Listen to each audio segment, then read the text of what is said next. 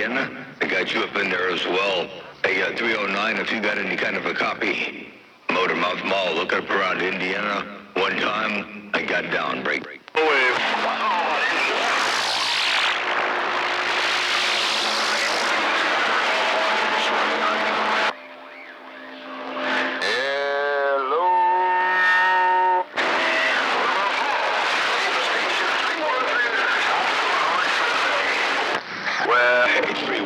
Top of Illinois, you're right, you gotta watch out where you point these things. You can put somebody's eye out.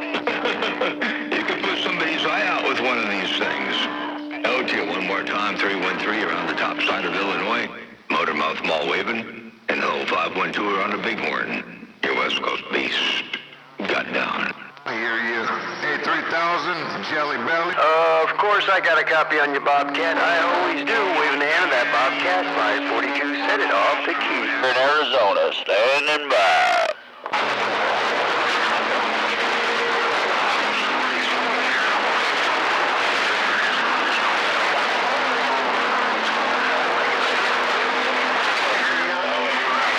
Uncle Fester, 17, waving at you.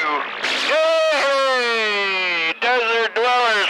Well, I did my good deed for the day. Well, I'll tell you what, that General Electric AM transmitter is working real good. So is that 7-element on 46 foot. Now, we're working a 7-element on 47.87 foot.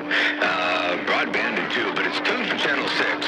Optimized for 6. I mean, of course, I'm up here on 28, so it's a little bit away from its a desired frequency, but I'm looking at about 180 watts of reflected power right now, so probably not the best thing in the world, but nevertheless, it's working, it's walking, it's talking.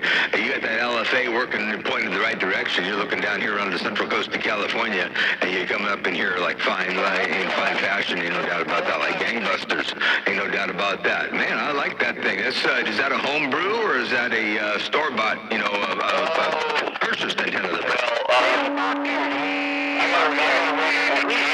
Tomorrow, so I can't seem to maybe you put that in I'll come early, maybe around 9 or something like that. Otherwise, after I get back. I'll be there a little before 9, 5 minutes before. All right, I'll go down in there and open up the gate.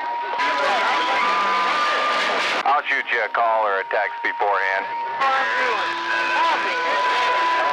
Yeah, I don't always carry my phone with me. Me and my phone are not like attached to each other, but you might have figured that out by now. Hey, nothing wrong with that, man. I'm telling you what. Are you just on that driver? Yeah, just 4-pound hammer. Use radio. I tell you, you got a signal, man. You're definitely booming in my receive. That would be an Antron. Get it? No, I was sitting there looking right at it. What microphone are you running? It's a beautiful day in paradise. I only wish I was there. Man, oh man, I got a big bucket. It says Coronas, but it's empty. I don't know what happened. I gotta get me some ice and pack it in there.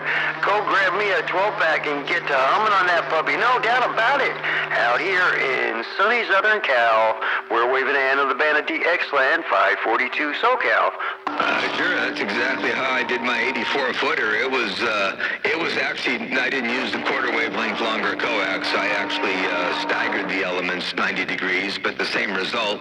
I had a 84-foot boom, and it was two 8-element antennas, one slightly ahead of the other, well, 90 degrees, a quarter wavelength ahead of the other. So the vertical was in the back, and the horizontal was ahead, and they were fed equal length coax feeds and paralleled, and I tuned each antenna for 100 ohms, and that's how I did mine. But yeah, that's great. I love that. It's a great configuration, and the circular polarization is certainly working for you.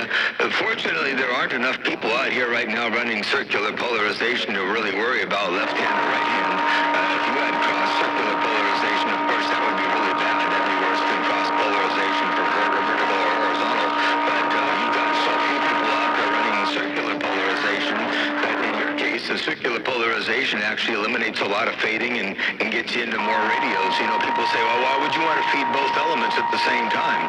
Well, because you throw away 3 dB in one plane, but you pick up 17 dB in the other plane. That sounds like a pretty good idea to me. Congratulations, it's working real well for you, the break.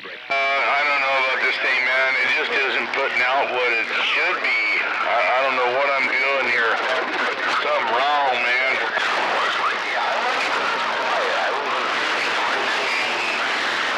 Seemed to do better before I put the feet underneath it.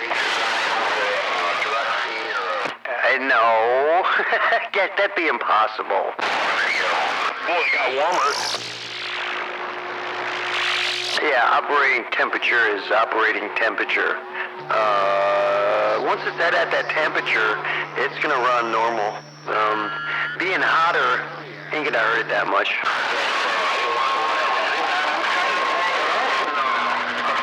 Still makes a bunch of noise. I need to order that fan. He's got dubs. He's got dubs. They'll be fine. Hey, you know what I heard yesterday? I was like, wow. I actually heard the Motor Mouth Maul.